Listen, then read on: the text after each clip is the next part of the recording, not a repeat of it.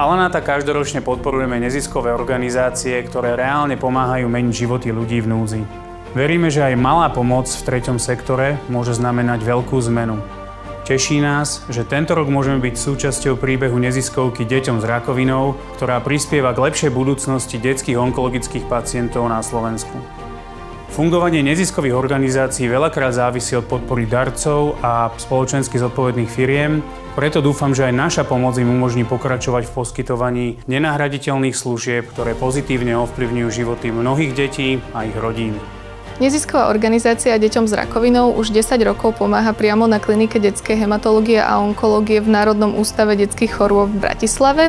Pomáhame materiálne, zásobujeme oddelenie materiálnou pomocou, potravinami, hygienickými potrebami, modernizujeme kliniku, za 10 rokov sa nám podarilo zmodernizovať komplet všetky priestory, ktoré na klinike máme, a takisto sme otvorili agentúru domácej ošetrovateľskej starostlivosti, vzdelávame personál, pretože je veľmi dôležité mať skvelých odborníkov, ale aj takisto ľudských, empatických profesionálov, ktorí vedia komunikovať, takže pravidelne každý rok veľmi veľa vzdelávaní zorganizujeme.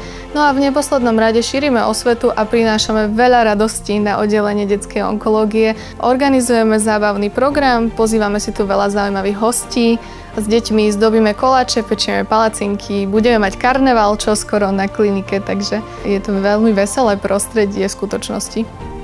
Vďaka daru od spoločnosti Alanata sme mohli zakúpiť krvný analyzátor pre agentúru domácej ošetrovateľskej starostlivosti. To znamená, že naše zdravotné sestry ho so sebou zbalia do veľkého ťažkého kufra, prídu k pacientovi domov. Je to väčšinou pre pacientov, ktorí buď majú veľmi nízku imunitu, alebo sú nebezpeční, infekční pre iných pacientov, alebo majú akokoľvek inú komplikáciu, ktorá im veľmi sťažuje cestu do nemocnice, tak vtedy tá sestra príde za nimi, odoberie krv, ošetrí kaval, čokoľvek, čo dieťa potrebuje, výsledky krvi skonzultuje s lekárom po telefóne a vlastne takto sme pomohli tejto rodine a uľahčili opäť ich liečbu.